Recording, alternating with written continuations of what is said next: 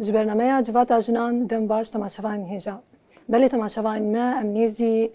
سالوگرا 19 تیرمه 2012 بن شورش 19 تیرمه کو گاوین وین دسپیک لکوبانی باجاری برخدانی ها دسپیکرن و ایدیف هدی همو با کروجلات سوریه بلاو بو شورش ها بینا برکو اوی همو زوروی زحمتین کو چه بوین ایریشن داگر کریه به همو لزاخو و به همو برخدانیا کو گلی و دری دامشاندن حتی وان کلیان جدی دومه امی ایرو ناس بکن پشتی 12 سالن شورش ایدی نها اف شورش دی چه آسته دیه گلک مجارن پی فکری دای کو براستی گل دناف دیه ام ایروج میوانی خو گهدار بکن و بره پار بکن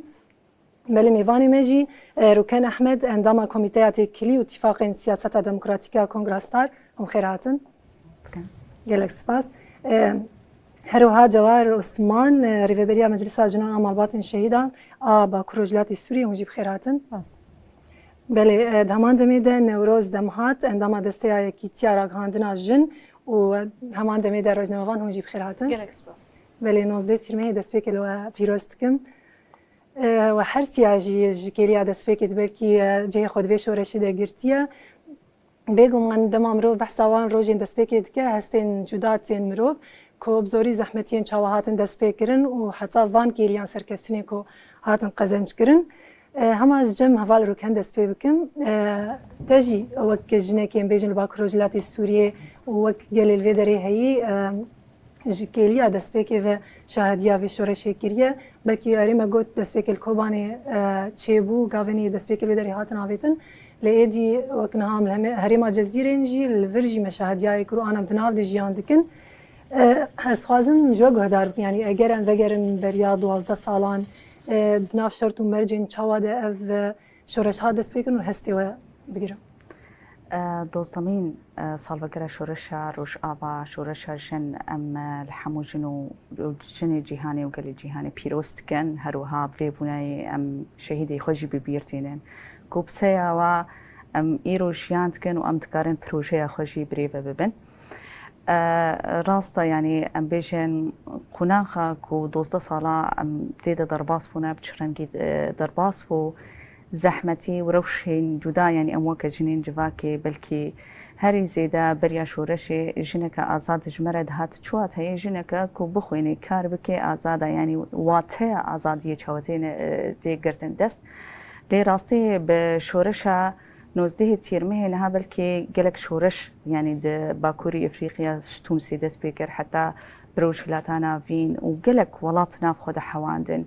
برنجن جودا يعني نيزي شورش يبون فرق جودا هي شورشا مجوا شورشا دگلك وراده هبو يعني د مجاركه تني شورشا منها تقرتن دست هري زيدا د واري ريفا برناج واكي خطاسي يمين هركس خدس بيبكين ها يعني بلكي قالك بري خدا سيستما وك سيستم هلوشي وك دس هلاداري وشي فرقا شورش اما نا ام دكسايتي خدا تكوشينكي بدنا مشاندن جوهرتن وفجوهرتن كي شخصي خدا يعني بلكي ام دشخصي خدا وفرقي دبینن شی هر وها د جواکا خود د حمو واریش یعنی د امچاوا کاربن و گوهرتنی بخوره بدنه چیکرن راستی زحمتی و هون شی یعنی انها شورش گلک شواود شورش روش آوا د روجو شفکی د چیبو نراسته یعنی زمینه که ویجی هبو بتیبت هاتنا ریبرتی کوبانی کو راستی باندوره که مزن د کوبانی دا و گلی روش آوا کو بو زمینه که گلک تبلیبونه ناف رفین آزادیه چی بون ام بیجن دوی دمیده گوهرتن و گوهرتن دناف جواکه ده چی بون لی هر وها د بویرین 2004 کو هاتی سرگلی سوری وکه سرهلدانا کو روش آوا چی بو ایدی راست ام بریجی میره كتنا برانبري هف وقلكي روشين خراب لسرقلي كرد هاتنا مشاندن بريجي سياستا بشافتني لسرقلي كرد هاتبو مشاندن لي راستي خو افخا بشتي 2014 وكا ام بيجن دروج آوادا ايدي نرخاندني بريا 2004 وبريا 2000 بشتي 2004 چاوا قل ايدي بيوستيه خو بدزيفه بيجي خبري خستن ببكي طبعا يعني مخوا دفيم جاري دا سبارتا سر دسكفتين يعني ام بيجن شورش روش آفا يعني شورشا جنجي هردم ام سر میراسين جنين تكوشيري جيهاني ما خو سبارتيوي اللي هري زيدجي لسر تفجر آزادية جنيا کو دحمو قادادشي تكوشينك بهم پاداري مشاندن بو سمبولا گلک تکوشین وانین جن و جا او جیما جوی میراثی دست بکر شورش همه کو مدست بکر بلکی قاده کمینی خبری خستن کری مالی جن بون شورش آزمان بون مالی گل جبر راستی ده فکرکی کو جن چقاسی دوی مال باطی دا دوی جواگی دا رزگار ببی آزاد ببی ام دکارن و گوهرتنین دموقراسی دناب جواگی دا چی بین نها يعني بزحمتين مظن بلكي امكار بن بيجن ايدي بشتار بونا جن دحمو قادة تبليبونا ويتشيبو لي حتى قاوكي ايدي خوسر بونا خداي آوا كرين قلب خداي قبول كرين ستاتويا خداي آوا كرين والسروي اساسي بهر جهيدة بستاتويا خوا بهبونا خوا بإرادو فينا خوا بشتار بو اف قوهرتنين يعني بلكي دكسایتی مدد جواکا مدد دانه چی کرن ام هردم شی دویجن هستی خوا یعنی ام گلکی شانسلینا بلکی گلک انسان دویجن ام بین شانسن دروشنا شراده يعني ام روشة كس شردة جيانت كان كو ام هاتنا دي الدنيا ليه ما ام دبيجن ام شانسلينا كو دويقنا غيدا كو جلكي اقاسي راستي بشافتني هاتو يرو هبونا خوا بفكر وفلسفه كي موديلك تشار سريه جبو قشتي روشلاتان نافين وجيهاني ديدينه هلا بهزار صالات كوشيني جنا نسكنينا لي هر دميدا دبي دسكفتيك بدس خستنا دوارك دا لي اقاسي برفره بحمو رادا دسكفتيا بدس بخن راستي ام خدي شمسكي مزنين كو دويش ورشيدا ما جهجرت وتقاسي ام دبيشن ام دينداري فيش ورشينا حتى روشا إيرو دي جهنا دا أم يعني كور أركيتي سير مليما دي جهنا دا أم كيم ددنشي أم خوادوي دجي ديندار دبينن لي راستي دقلك جهادا دما شورشا ما قهدارتكن دبيشن خوزيا يعني ياما بوا إشبرنها أم دفيم جاري سوري دبينن قلك كسايتين سوري دباكن دبي وشورشك جم خوكريا چما هن برفرهي عالية مدى جينا كنجبر يمشي راستي أرمانجا كما يبفي رنجي هي بله هوال روكان جالك سباج من خاندني و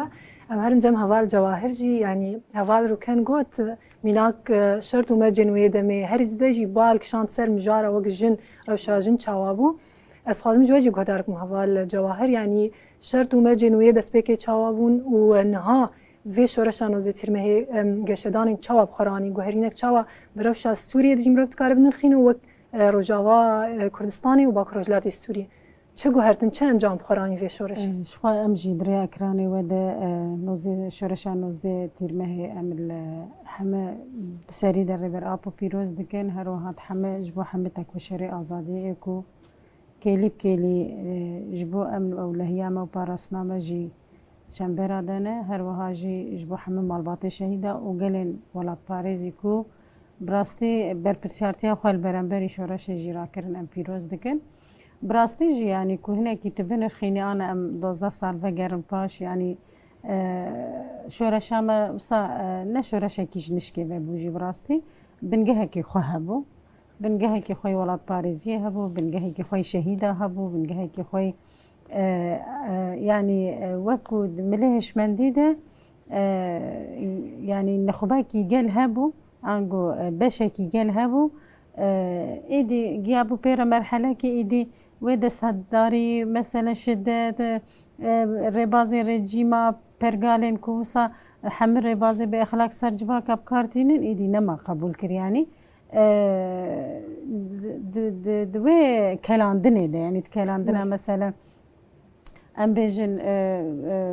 بهارا قلان انقو بهارا عربا بلافد كافانا ده يعني شخوا تناقضا مويناجي بمسافة مزنجي اموي دوري هبو ما قلت شورشك يكو بإيديولوجي سر فكرك سر إيديولوجيكي والسر أو قصنق بأفاكرن وأكيد بينا د تشارشوفا سروكي حكومتك وري جوهرتن آنغو حكومتك بوزارة خوارن جوهرتن وينا في شكلي به ياك عادن خطاكو ما قرت أوجي أساس بشخوا خطاكو ما قرت إنه خطاكيكو أم تاني برجالة هاي بدن عرضه آنغو بلكي هفالاني صار زمان مليهش من دي دجي يعني جوهرتن دكسايد ده ودركة حتى حمق قاديكو تدا شورش جي خوا بقري آن شورش اللي فيخيني يعني بيقومان يعني أمنش بيان كساكيجي وهر وهاجي ما طرف جي نقرتن أم نبون بروجا خلقي أم بون بروجا قل يعني أم بون بروجا خواستكين آزادي جواكا ديمقراطي جنا آزاد خطا سيامين ياكو فكر رماني ريبر آبو خواتجا كربو يعني مروف تكارو بي شورشك هشمنديه بيقومان يعني بدفي ملي داجي كو أبقى حسكرين جيرها بو يعني أزم بجاري مثلا ملي تهليبونا قيزو خورتي في قليل شورش ده يعني شر البردرية براستيجي هزين رشيكو هاتن دسبك بالنافي جبهة النصرة دبو أو وقت بيجي بالنافي كسايتك أسامة بن لادن هاتن قوتن نزاكي يعني بالنافا هاتن حاولي يعني طوري بيرت شو يعني داعش وأشكارك يعني دفردا هركسي بمقابل بنقاش وبأو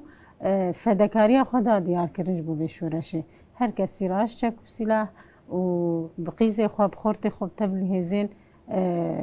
يبا جيبون وچون جي خود چنبراد قرتن بلكي خورتن مهبون يكفي شك جاركي نتقاندبون لأما أو حسكرن وبربسياتي خوي البرانبري ولات وإيريشين قوتن وخطريا قوتن أركو قرافي خوغرتن أفانا حمجي بقلق آلافين دين آنقو عواملين دين هشتن كو أف شورش خالسر نقابقري وبميني ملكي قل يعني شورشكي ما ملكي خاكي ما ملكي قل ما ملكي جني ما ملكي جوانا يعني أفانا حمجي وكما قوت أو لنجيقو بيرا بعدين دهاتن آفاكرين جي نتشتكي بسيط بو يعني أو جي بفدكارية كي بتكوشينة كي مزن دهات آفاكرين يعني قادا لشكري تبقري دست بيرا دهات آفاكرين يعني چه أو چنبر ذكر شرط ومرجو إيريشن يعني تدناب إيريش هذا تتابوري خوي لشكري آفات كرن تدبن إيريش هذا تقاضي خوني جن آفات كرن تدبن إيريش هذا تسازي دزغهي خو آفات كرن أفانا حمجي تحديات بونم كارن بيجن يعني تحديات المزن البرانبري شري قوتي كرن كسا كيمتنا بوجيب تايبت أنا زي تشارشوفا رجاوا دا بيجم يعني كسا كيماكو أم خبس بيرني تنا وتنا إرادة قلبه تنا أو حسكرنا قلج بو آزادي بو براستيج يعني بحما مفهومي خوا أفياك وإيريش وچنبر كرناش حما عاليا رجيم جالي كيف دولتات ترك جالي كيف قرتنا سينورا جالي كيف خيانة مالا برزاني جالي كيف وهروا يعني وصاب بردوام سياسته قركرنا إيجو أم البرانبري بهات الناس سياسة بسيط يعني نتشتكي وصاهما وصاد درباس بويبو حتى فيك اللي جيتي كرن يعني كو أم بقرن دستج قمبرا صالين وطيفة سري برآب وحتى فيك اللي كي هر بردوامج وهر أو إيريش وهر أو سياستين كرن اللي أما خواقرتنا قوما خوالسر نقا قرت شبو وك ما قول خواستك آزادية بو خواستك كو أب برقال إيدي أو زورداري وظلمكاري قول سر قلان تيكرن إيدي راب بي ياك آدنجي يعني هر أماكو كرد بتايبة ناف دكافانات أزبيجم أم تواقبون يعني أم تيو برشي فانكي ليابون يعني فرصتا مهات برما غيرك يجي أم قزنج بكن غيرك يجي أم قافنا بافيجن وأم لقي خو العرض بقرن يعني وأفانا جي وك ما قلت يعني أم بلكي هناك إيكو نافي خو كرن معارضة جي هناك تقييم بكن أنجي مثلا مقارنة بكن يعني أوانا لحظي بوشخوا يعني وصا إيج نشكا فبون حجر حاضرين وان هبو جي حمل بون أجندة درفا هن بون إيج أجندة تركيا هنك بون إيه روسيا هنك بون إيه إيراني بذي شكل هاد لئما ام بون وقت مگوت ام بون امان پروژه خو بله اوان اساس بون قزنج که بلکی بحزار شهید جهاتن داین یعنی بدلی وی جگران بون بگمان یک عادت و اصرار مالبات شهیدا جی مگوت یعنی مگوت بنگه کی خو هبو شورشا آزادی بنگه وی بو و مالبات ولات پاريز يكو بري شهيد وان شورشا آزادی هبون بري تبلیبون هبو جارك ديجي دوباره بو اوانا سر والنگن انجي يعني وكو ازنگ شورشي يقول سر ميراث كو هي خوراكر خو اواكر اوانا نتشتكي بسيط بوجي وهر مرحله دهات يعني 2014 راغاندنا ربيبريا خسر الهمبري ايريشن توند هاتن يعني لأما بو دمام كانتوني خو اعلان كرن دي ساجي يعني هر مرحله كي كوما آوا دكر شر دجوار تردبو تون تردبو وسياسات بهتر سرمده حشك دهاتن إلي دي ساجي يعني اكيليه قون ها ام جيان دكن او لهيا قوم تيدا جيان دكن ما قوت يعني بدلي بي شهيد بون بدلي بي برنامج بون بحزاره بريندار هبون لأما دي ساجي ام دبيجن جريك هيجي يعني ام نبيجن ام جهانا استاخاني داوي جيرة يعني كداكي مزن هي تكرن 12 سال نتشتكي بسيط بو شو ازرج الكيلكي هبون لي اما سركفتن المزنجي هبون لي اما دي ساجي دفيكو ام حساسيه مرحله دبن يعني كو امنات حساسيه دبن نت فرقاوي دبنجي دسكفتي كو هي مي ون ضابك يعني هلبته والصاي قالك سفاس هوا الجواهر هبالنا ورزمورم جماجي ما قلت اف 12 سالم كو درباس بون دسبيك قالي هريمي ودناو دجي بيشنتيا قالي كرد يعني خطا معارضي هبو خطا بيج مخالفتي ويا حكومه الشامي جي هبو يدمي قالي كرد يا هريمي باكر وجلاتي سوريا دي خطا سيميش خوره البجار متخازن جوا گهدار بكن چما خطا سيمين چگرينگياوي هبو و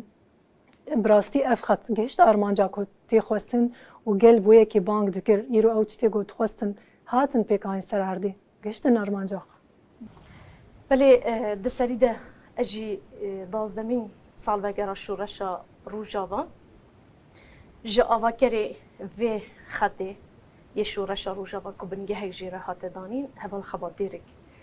لگل وینا جا آواکرین بینا که دخطا جنده هول هفرین خلا لگل وینا جا که سالین دوف درش خباته که جا 20 سالان زیده تر لبه دیره دا مشاندن هول فرحات دیرک که ده سیستم ریوه بریا خسر ده خباته که خورد دا مشاندن لگل وینا جی دسپیکا شورش یکو هیلشتین اف شورش اف قاسی مازم ببا هوالین می راگهاندنه دسری ده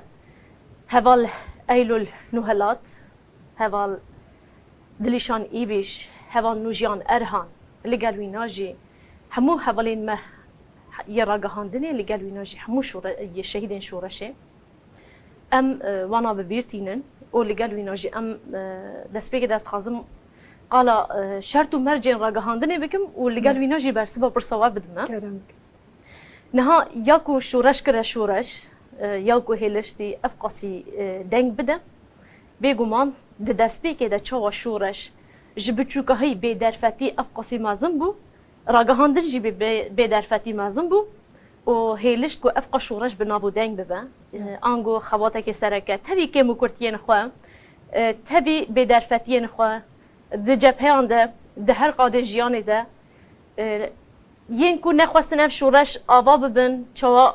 به رخصتن بوینا خوا به سیستم خوا هر کس کشا و شورشه لگل وینا جدا اخنا کرن اف شورش ریا چاره سریه و یکی لحمو خباتکارن راگهاندنه ین لباکو روشلات سوریه یه یرجه و یه یره آیه بیروز دکن این کو دخطا راستیه کو دشوپینو و دخازنه راگهیننه لگل وینا جی لگل پرساوا کو اس برسب بدم نه اتمسفرا کو حوالی ما راگهاندن سال 2011 اند چوا بوم خطین سرکه هنجبو جواککی انگو کاوسنه لگل وینا جی د نوبه طاریتی د مرود خازج خوار روماهیه کی ببینم کاوس نری برن ن سیستمین کو د نوبه ولاتین عربان ده رودایی کو د سال 2011 اند به بهار گلان را بلند بو ایدی دوره سرکه درکتن پیش بری کرد یان ویش قراره که آزادی ببینه یان جی و لهمبری به دستلاداری سری خواب بطوینن جه همو تشتین ویرا بیجه اری لی ایدی گل جوه اکره تیر بربو لی ری بربوینا وانا نبو لی گل وینا جه ری خوارا ری اکید گریه او ری چه بو ریا چاره سریه ریا سیامین بو هفال جواهر گوت روژاوا بخوادی بو از وی اکی وسان لینان ایرمه چما ریبر آپو 20 سالان دشورش روژاوا ده خبات کرد لحلبي بقرا شامي بقرا لبناني بقرا همو يعني د سالين هشتي حتى صلا هزار نصد ونوتو هشتان هما بيجا جسادي حافتي نفشين في جلين في داري ريبر ابو ديتنا هر ديتن بيرا كرنا انغو جلكي كو بريبر ابو را هاتبو ريخستن كرمبو اف چجرا دبیا جوی گلی را چه لازم بو یک تنی بکار بن الهمبری و سیستم های دنوا ولاتین عربان ده رابهری نکچیبه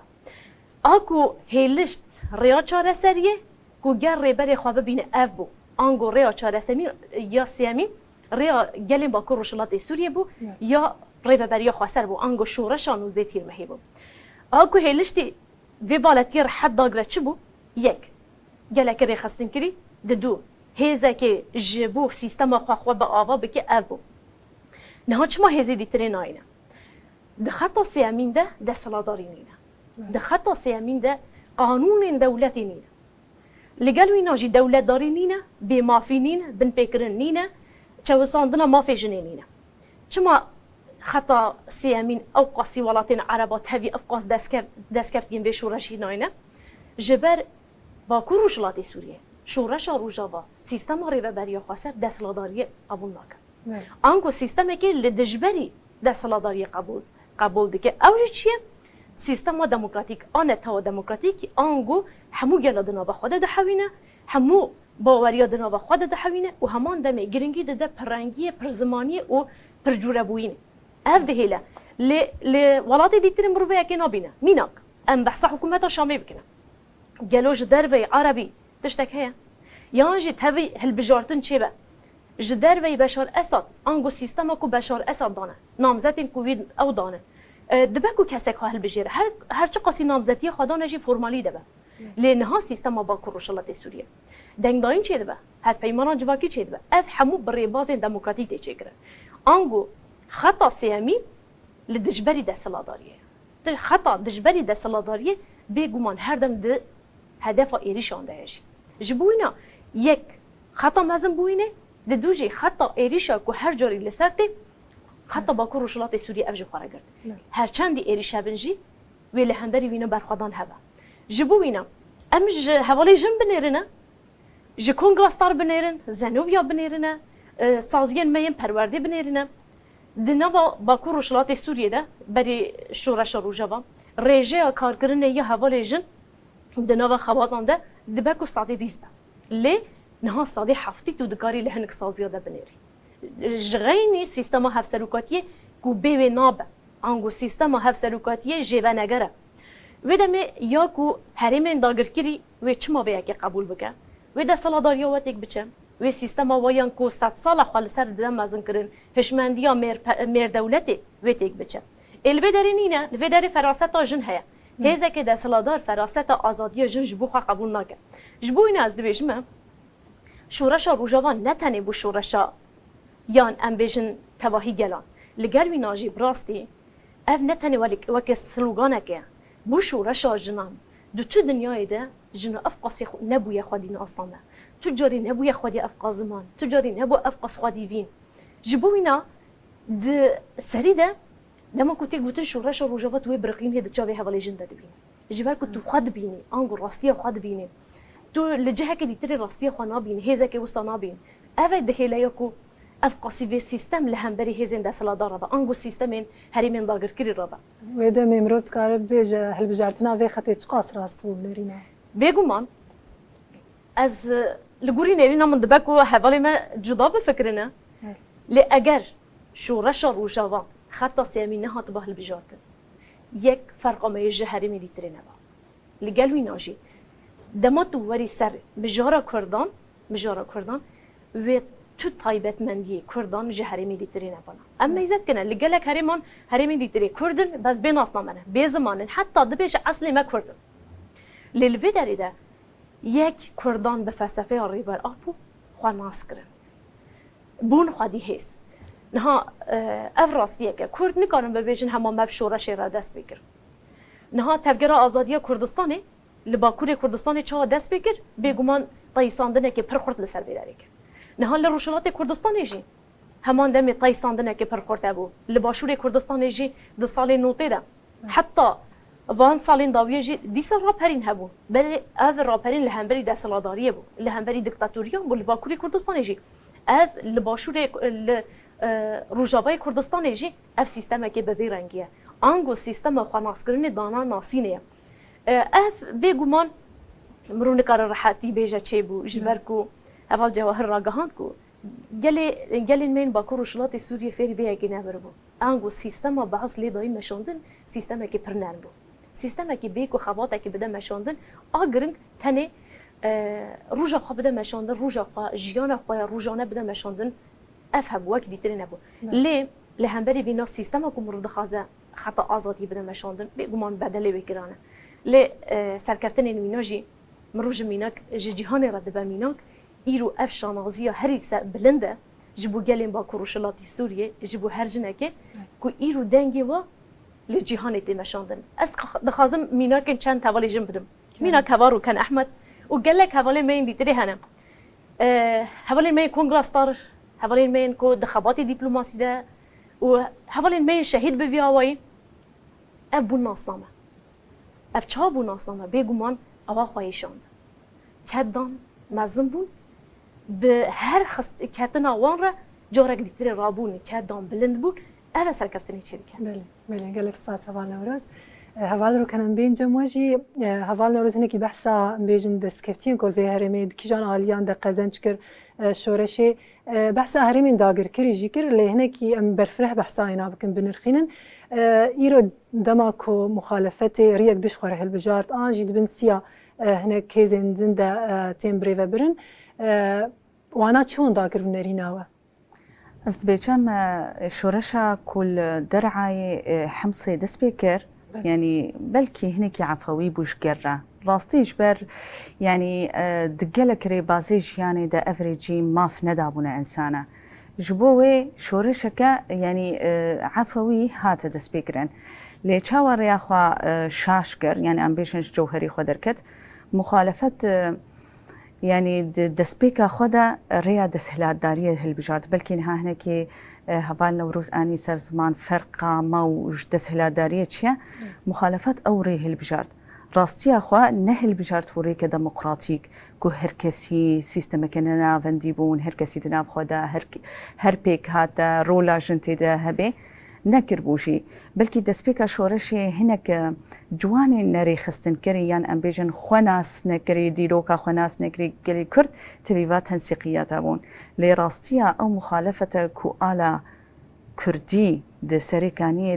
ده عرضي هنا كي كتنا فرق جداياوي اف مخالفات كو قلي كرد جيدنا خدنا في از بيجم درزي جينا علوي جينا نهاية ما هردم قوتيا يعني مخالفتها كو سوري دقلك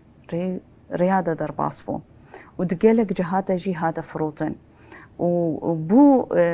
أجندك كو تيب كارانين يعني ايدي او راست بازاري روجانا هاتيه سركرن از راستي بيشم يعني رولا كو دولتها ترك د سوري داري ليست رولا که هری خرابترین بو جبو کو چاره سریه جبو پرسکریکا سورینه اینه لی جبلی وی هر شهر و هر کومین چتا بناوین جدا جدا آنیا ده هریمه ده حتی خوب راست تفي مداخله سوريا كر وروجانا إيريشت كين جبون وجن كرنا داعش كو أفتشتا يعني أمد بينن داعش كو هريمي داقر كريبنا في هيئة التحرير الشام عيني ريبازي حتى دآلية سريكانية دشي آلين داعش دي سهل دابون شرين واي نفخي لسر ريبازا روجانا كريارين بما في بمروفاهي لسرجين تجاوز قتل كرين كسايتك كو برد ريفبريا خسر هركس تزاني ريفبريا خسر كو دعفريني دا بهو جهي حمو قلين کو دهندروی سوری دخلور بجه بکی یعنی او قصید آشتیه که دجیان کریه دموکراسیه که دجیان کریه کسی که کدوی سیستمی دجی روزه که جه گرته به ایروته کشتن تی دار وکرن جبو ویجی ریبازن پیوان دموکراسی آزادی بخورنانی اف و روزانه سیستم که دولت ترک ده هر دم دجی دوالی خوی استخباراتی ده ده روسیا ده به روسیای سوریه هفدیتن هاتنه چی کرن لسر بازارگانیا هریمو کو مخالفت لی ام بیشن غوطایا درعایا حلبا دگلک جهاده راستی مخالفت فرود و ای روشید هریم داگر کری و بجه کریه ایدی سر وی بازار تی کرن جبو وی اف مخالفت راستیش جوهری خویه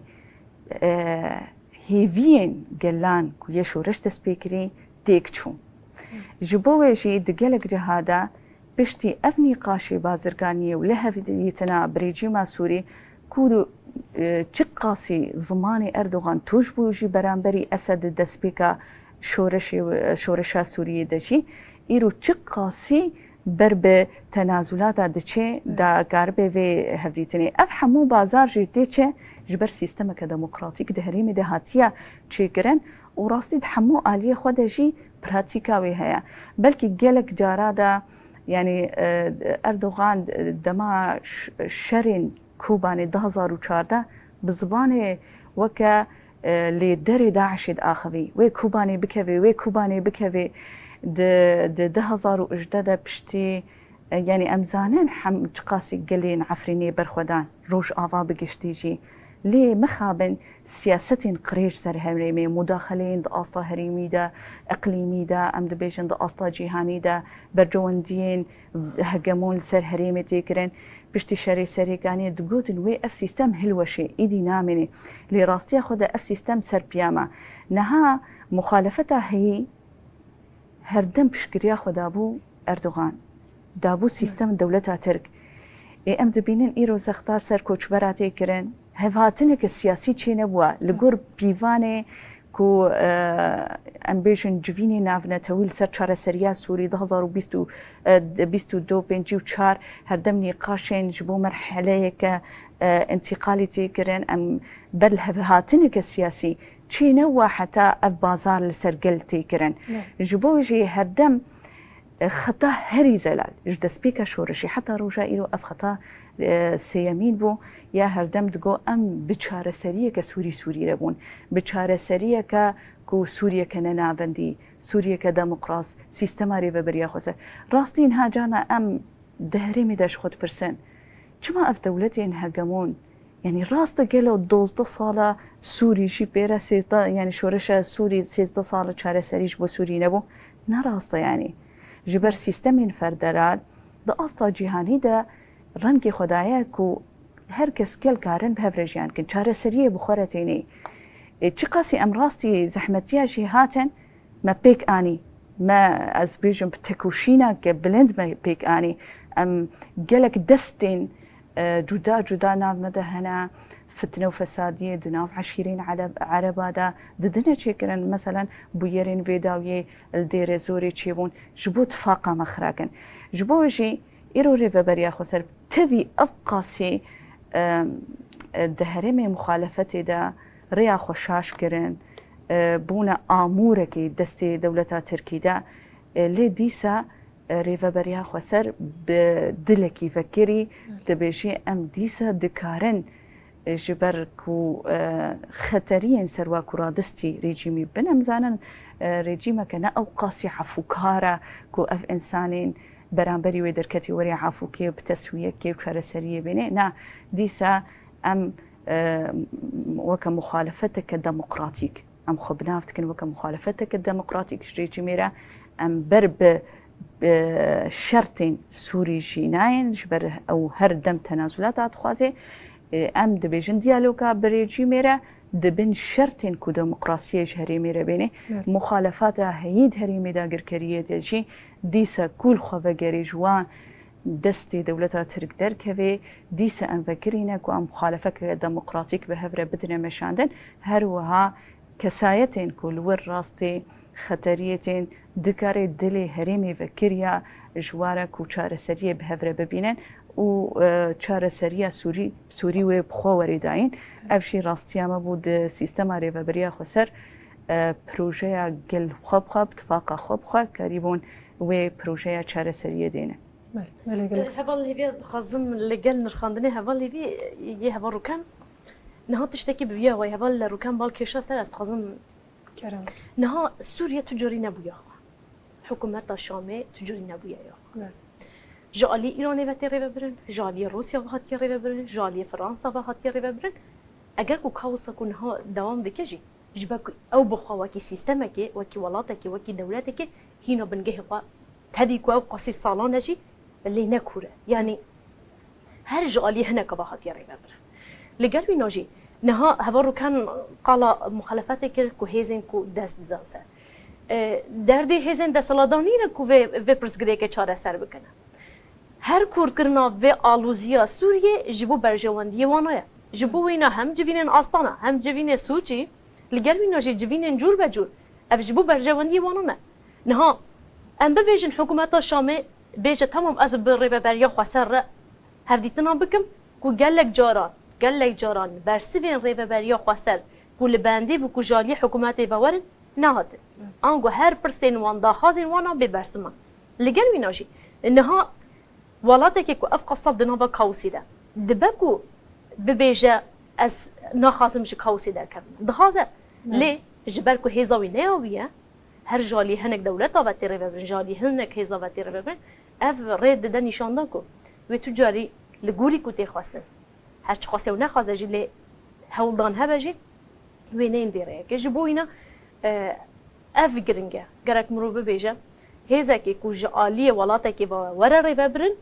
ew ê nehêle ku çareserî di giştî Sûriyê de ango dibe ku ne Sûriyê bi welatekê din de jî ev bêçêkirin gelek spas بله هوال جواهرم وگرین جماجی هوال رو کن هنی که بحثا دستکفتین و شورشیانین زمان و چوا هر قناغی که کو تیدا درباز دبه ایریشن لسرجی زیده تر دبن هری داویه جی ام بیجن هولداین دیپلوماتیکی رهبری خواستر با کروجلاتی سوریه کوچی بوین او جی هلبته دستکفتین گرینگ و داوی هاتن دستخصن دوی واریده به وگری دای جی بیجن هف پیمانا جواکی کو هات راگاندن از خوازم وی پرسه بکم یعنی تشتا کو 12 سالên kotevî hemû zehmetî û êrişîn heyî şoreşa Rojavayê Kurdistanê xweser linga yanî hişt û yanî xwaragiriyekî bê hempa jî heta van kiriyan heye bi nerîna we lingên esasî vê şoreşiyê çi bûn ku heta niha xwe wisa girtiye ser linga yani ez karim wêne bidim naskirin ku diplomasiya gel yani nav civakê de çi diplomasiya hat avakirin çi levkirin çêbû yani çi hevdû qebûlkirin çêbû ev diplomasiya herî giring ew e yani جدایی کو دیپلماسیات بدر واره چه که تبهنه کاترافه دیره چه بکه آگله اوانا هشت افقا تشته کو سرکفتن تین کرن آنگو انجازات تین کرن خفرد بکه خفرد که سر سیاستا جهانی گشتیجی سر همه مؤامرات الهم بری تشهد بن پروژه ديمقراطية آنگو جواکات ديمقراط اكو هات بسيستم بهشمندي بهفدو قبول کرن بآلاف خو وک ما گوتش بشرط و مرجع خو هات قبول کرن بو وکی ام دبیجن صفکی راسین یعنی چا هفگرتنه کی پر قوین البرانبری وان مداخلات آن گوا سیاستا او هفگرتن ما گوت دیپلماسیا گله یعنی گوت ناف گل دا آواد کی و تدهلی کو هر کس جی ایده ببه جبهایک الهمبری وان ایریشال الهمبری وان استهدافات الهمبري و سياسته كو دخوازن هر تدي سياستا فرق تسد ديروكيه البرامبري رجلاتانا فين يعني فرقي بخي خو بخناف ده يعني برا شر وناكو كي تشبه وتجي بحما على خوي تشكرنا مرنه يعني صناعه الموت جردويجن تجارتا خوي قلت السر فرد بكل سرويناكو كيه سياستين خوات تيدا بمرقين يعني تيدا درباز بكي افانا حمجي هولداني وان تيكتون البرامبري تشي هفقرتنا قلان امدش چارچوفا روجاوا چون رزگار کرنا هرمي كودا شي بصالان مثلا 4 سال و 5 سال لسر خميان يعني هناك مليهش منديجة جي تأثير كر قتل كرن تجاوز الجن برح كرنا الجن أفانا حمجي جواك برح كر يعني 4-5 هرمي رزقار كري كو بشتي 10,000 حفظة يعني هاتن رزقار كرن أفانا حمجي نبرا روج أفا وهرمي رزقار كري ده كو أمبون بروجا باكو روجلاتي سوري أفانا حمجي وسا دمات دچو بشتي رزقار كري جهانك ديديت يعني تعالمك ديديت توقعك ديديت تهدمات ما يدما يعني تشقيسي داعش أو قيسي أنجي أو سياسات كشتن كر مرن كر تحمد تشتي كافر ودارو وإنسان ومروف وجن وزاروك وحرتش برحكر فأفانا يعني رجافة شوا كر وكي شوقكي أنكو وكي رحكي كو بدي حمي باكو رجلات سوريا براستي جي زيفينا جي بيجم دماكو او هرم دهاتن رزقار کرن مگود بدلن گران دهاتن دانین شهادت شدبو بریندار بود شدبون يعني دماكو ام دچون ما حواله جن يعني ما دديتن ما دغو كامل جنا ببين وي واقعي ببينن چن جنن مثلا كو قبول نذكر واقعي داعش ام بيجن جمر درتكاتن وك جياج بن كفرا درتكاوي دهاتن هلوستي خواه دقوت كاب تي برشي برامبري ايديولوژی دهاتن برامبري رزقاريا جن انجي ازاديا جن انجي بروجا جن يعني وسا في شكلي مثلا ازمينا كي بيجي ماغو كاج بو پرورده ام هم ده کس 15 كجي كوم ببن ام پرورده خور فردس بكن باور که از برقمه کی خیالی 350 جني خو هل بجار پرورده يعني وسا يعني ما تشاوا ما تأثير كريه يعني تشاوا ما دنگ وداية تشاوا صدام الجهان وبتهيبت جيكو ايش دي تيجي داعشي حتى فيك اللي كيجي او خستاك او داخوازي يعني نها هبال بلكي بحث كر سوري بقشتي دعو دكي يعني سوري بقشتي جي دبيجي ام او بروجه بوما باشا يعني او بروجه انجق ام قاربن بويجيان بكن وك سوري فقري فيدرالي وك سوري فقري يعني ام هابسك تاريخا سوري فقر حتى صار بنجيب دوا دجي حكمك فيدرالي بو خريستيان حكومة يعني بريفا برنا كردا بريفا بريا درزيا بريفا بريا افانا حمجي تشاوا چاندا گله سوري بگشتيه يعني ليه حكومتها بحثي كو 5 سالي فرده تنكر يعني او چاندا حمى قلب هفدورة جيان كرن مثلا حمى اول ومذهب وطائفة بهفدورة جيان كرن كشتبو يعني يك اول ويك زمان ويك نفوس يعني افانا حمجي د پروژه رو بریا خسر ده ایدئولوژیا کو هاترو نشتاندن ده هشت کو هر یکی شوق هر سوریه کی شوق دار به آنجی وقت ما گوتی بتی و برچین برانبری و شورشه به اوانا ما گوت يعني شورش بهتری خوش مندی بو مسئله کو خاک نگاری که بگیره آن گوت جغرافی که بگیره تو بيجي والله آمنه و مخازات کرد نه ام نفي رنجي شو فالا قوتي خطاس يمين نأب يعني اللي هذا الجواهر مخابن هيدي تين داوية برنامجي استخاذ مو برسيجي بكم براستي تقوت يعني كلين كوجي شادي جركرت تشتكي ميناقت بحثا جهين كوداشد او كربو تشاوا جن تيوي هشمنديا زادي خواز هرگز تولید بو اجبو کو افدسکفتین کو بخوین و کدا هزارین شهیدان هاتیه افدان فشرش هاتی حتاوا کلیا اجبو کو ایدی بدومه و بکه جارمان چکو براستیج کلیا دسپیکل سروی اساسی دسپیکرن بدومه دکیجان عالیه دنگرک گل خورد بکه و برپرسیاران راک گوتی گمان نها بلکی مد دستپیکا خافتنی دیجی گوت اگر ام حتاوی کلی که افسر کفتنی هاتن حتی ام گهانا مرحله کو پیمانا جواکی جهاد داین و هات راگهاندن و دراگهاندنا و ده ایریجی خورت بون للسر ملسر هرمي تحما اوايا دمري سياسي خورت بون او زيارتي مكوكي دولتا ترك وريجيما سوري وايراني وروسيا يعني وصا انجامي ويجي فاي شري قولشيا دركات مثلا هيزي قوكتن باشوري كردستان اف حمر ريفلكسا فيها في بيمانية يعني في حقيقتها جي أمني كارن تشتكي ديجي ترجمة بكن يعني يا ديجي كو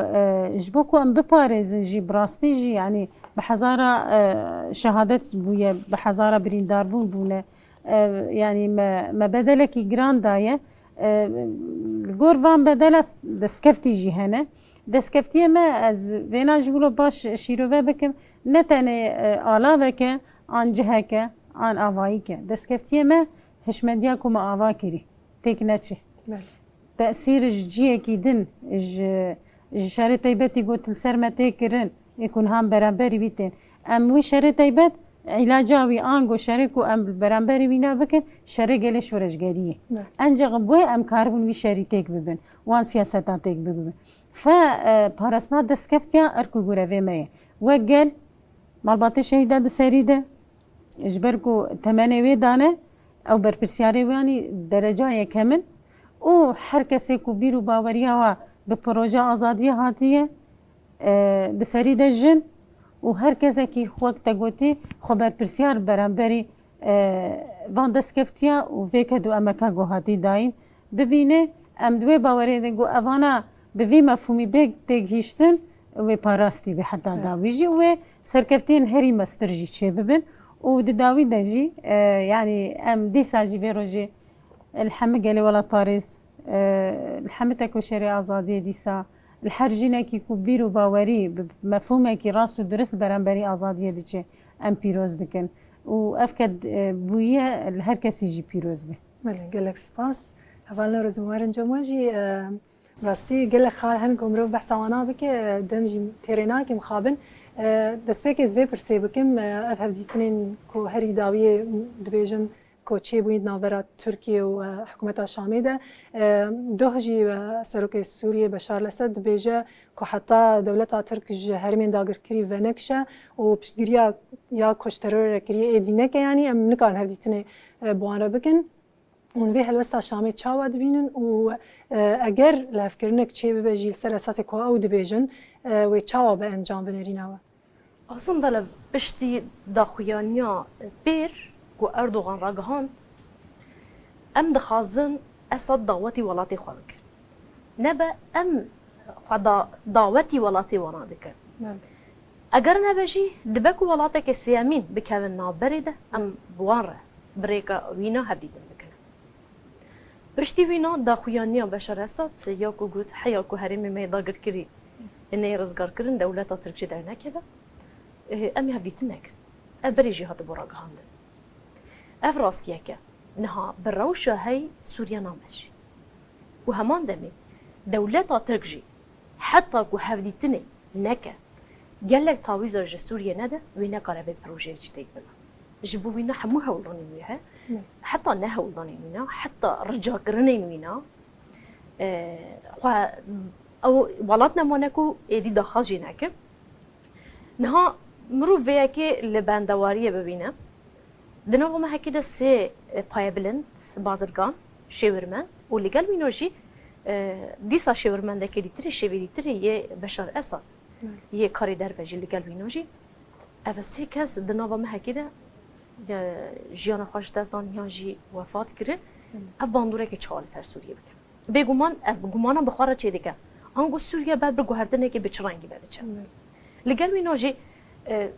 اگر کو دویده میده ریو بریا خسر سیستما کو هیته مشاندن دخبات دیپلماسی ده خورد بوینه که بده چیکرن بکار به هنه که دیتره دانستاندن دنابرا بشار اسد و ریو بریا خسر ده بده چیکرن و اف داخازین اردوغان هموارم پاش ده کشاندن لگل ویناجی روفنه که دبین بجاری ده بندواریه ده جبر هیزنج در و چگابان باویجه جبو سوریه ندیاره بگم لی اف هلوستا بشار اسد مرو باش دکاره شروع بکن لی اف دی مریت ده چه قصوره پیکانی اف نشانه پرسیه جبر لگلک جهان هیزی بینا هنه دین کشتن به هلوستا هریمه ویتی داگر کنن به هلوستا شامه ها روش کن کجیتی نچکرن لگل وینا جی لاطقی هیزی دیتری گرک جارن کن کجیتی چکرن لی به هلوستا گلو پیکانه کو نهال همبری دولت ترکیه داگر کرد کو ده چند ایریشو به سر بيجي تمام ازي هفديتنا بكم بيجومان اف دم جبوري ببالي خسر جي خطر وهمان دم جبو گشتي سوري جي خطر قادر و بهدوره لقال وينوجي تێکوشینە و بەهەودورە بدە مەشاندن ژی گەرەک بەهەورە بله. شەر سیاست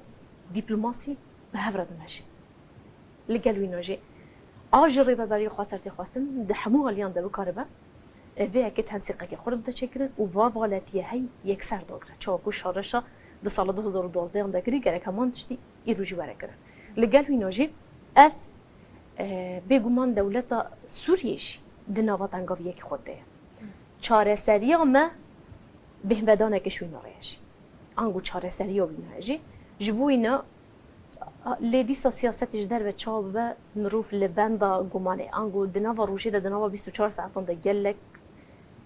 خالتين شكرن قال لك هالبيمان دينا يمذكر. بله. البته اونجی روزنامه‌وان هر کی لیت شوپین امیر بنده بن بدمی روی کای چاوچی ببه جبو مگوت سالوگرا 12 مینا شورش آجاقای کردستانی با کرجلاتی سوریه گوتنی و داوی جبیر حوال نوروز نامر خاندنی کمک کریجی پیام آیا داوی. نها بيجومان شورش حتى بجودة بويا ببيجن ما يبدأ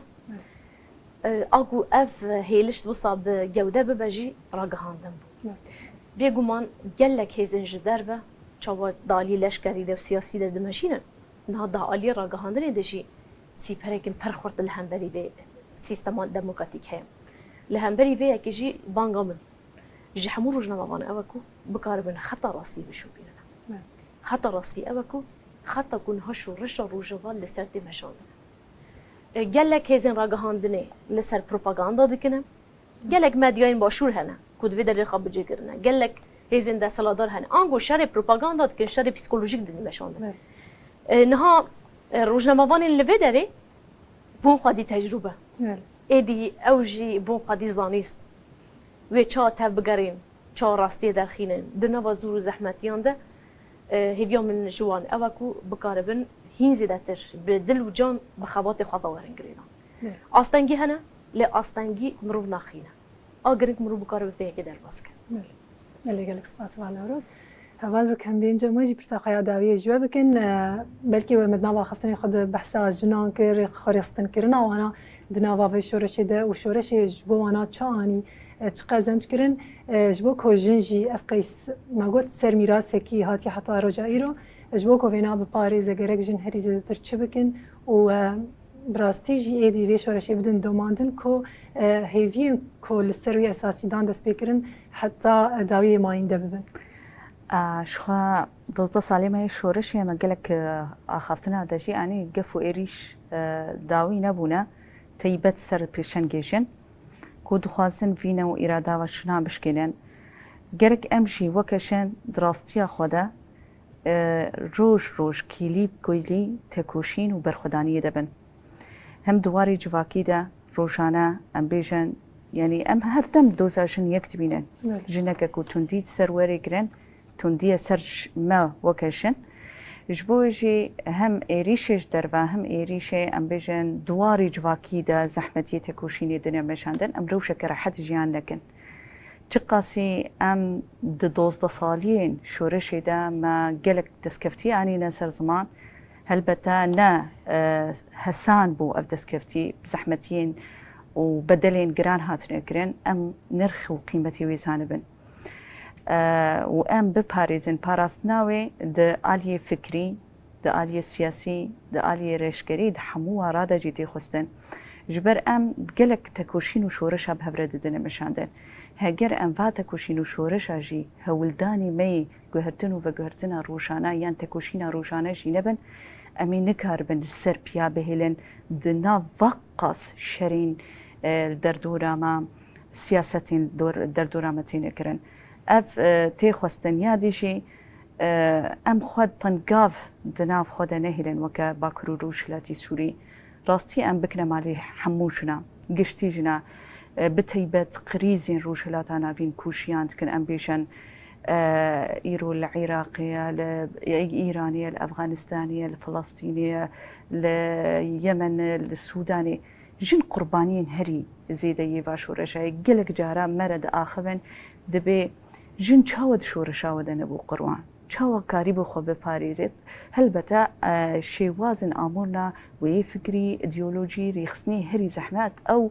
دواري ريخستن بويني دا زحمتي دكشينه دكارن الهامش فكري ما وترجمه ما وكرن بس واري ريخستني دا جبر راستي جلك سياستين بتيبت منظمات NGO ين كو دخوازن تكوشينا ليبرال بكن اف باندورة كان نهيني جلك لسر تكوشينين جنادا مشاندن هل بتز تكوشينين جواكيجي جبوي امكاربن فكري خوا يخوا بباريزن هل وهالي خستن بونا خو تفاقا خو برفرهكن ناف خوي هري زيدا وكاربن جيهاني جيش بر اف باندورتكن ها ام بيجن وك السياسة واتفاقي ما ام خد سبيرن سر تيكلين اتفاقي ديمقراطيك بقلان بجنان بري خستنين آزادي خوازرة برايا قشتي أفجي دريا راقهاندني داد بي دريا تيكلين دبلوماسي داد بي دريا انفرماسيونا كو راستي باكريارين نمرو واهي هريمي دا قرقريان ام بيجن سياستي سرمتي كرن ايريشي سرمتي كرن بنسازيا هريمي ما حمو تالان هاتا كرن جبوي دقلك ورادا ام دكارن دواري دبلوماسي دا ام هفالين دوستانش خوره بدنه چی کرن کو بشکری شورش عمل بین هم ام